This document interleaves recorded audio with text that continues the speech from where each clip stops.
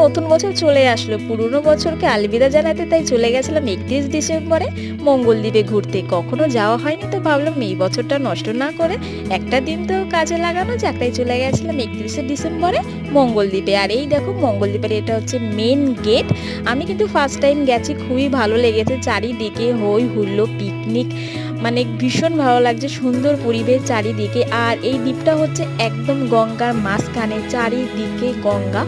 তো দেখো কি সুন্দর সুন্দর মূর্তি রাখা রয়েছে এখানে, বেশ ভালো লাগছে। আর এখানে একটা জিনিস দেখে ভীষণ হাসি পাচ্ছিল, পিকনিক করতে এসে এখানে জমিতে শাক তোলা, মানে শাক তুলতে শুরু করে দিয়েছে, এটা বেশ ভালো লেগেছে।